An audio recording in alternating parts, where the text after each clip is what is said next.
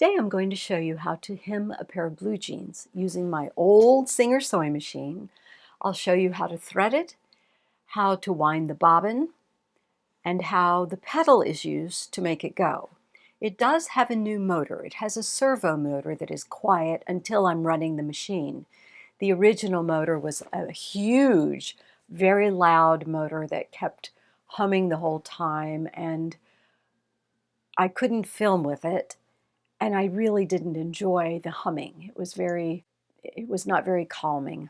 Let me show you how. This is the thread I'm going to use, and it's first put on the spool stand. To wind the bobbin, I put it through this loop. There's a disc here. First you put it through the little guide, behind the disc and around to the front. And then taking a bobbin, put it on this pin, put the thread through one of these little holes, and push this lever forward. This makes this arm hit against the bobbin.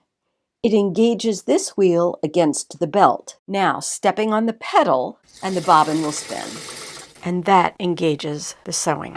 You usually can pull this thread while it's spinning and it will break off. Once you've finished, clip your thread.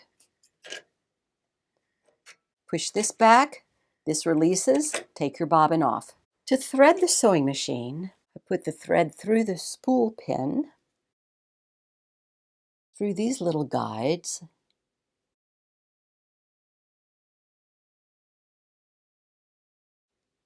through this disc, and there's a little wire here. I'm going to bring that up and under. Down here, back. Make sure that the take-up lever is up. There's a little loop here you put it through and here that helps hold the thread.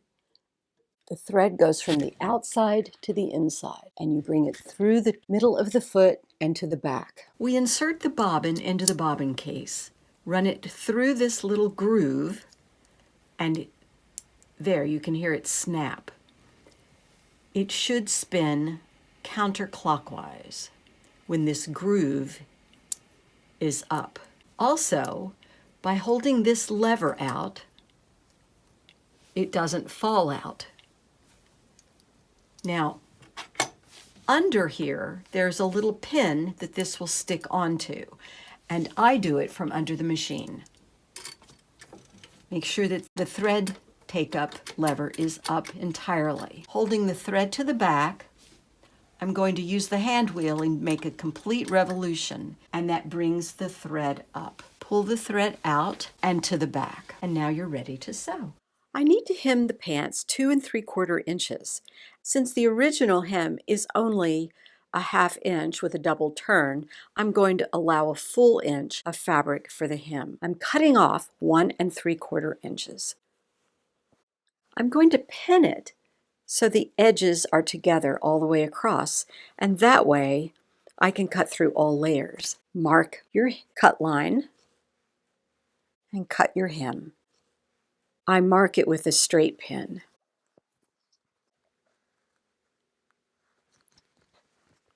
Turn it up and press my new hemline.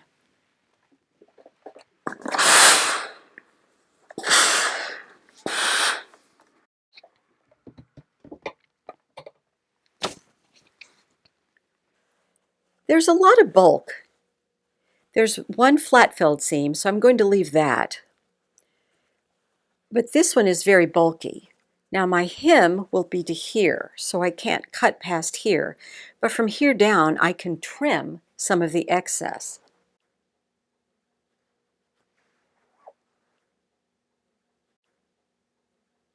This is the thread I'm going to use.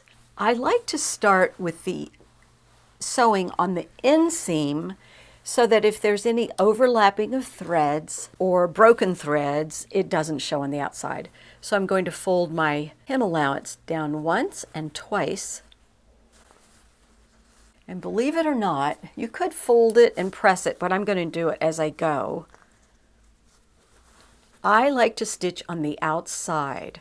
I'll be able to feel where the fold is. You can stitch on the inside, but I find that my top stitching is usually straighter if I hem from the outside.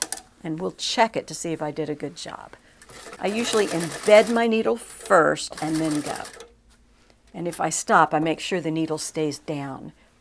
Fold up the second amount.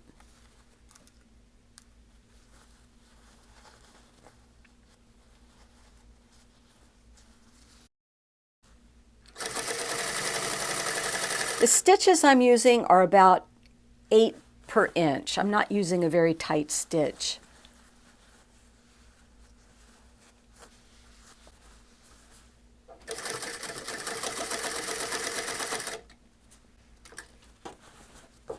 It's probably easier if you press everything first, but I did not.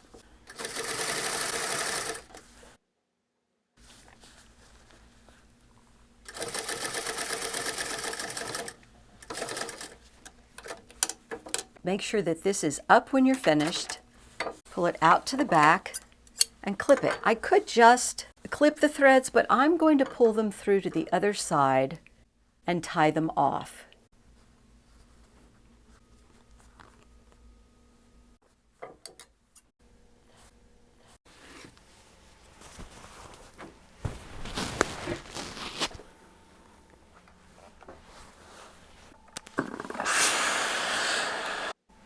And here's my hem.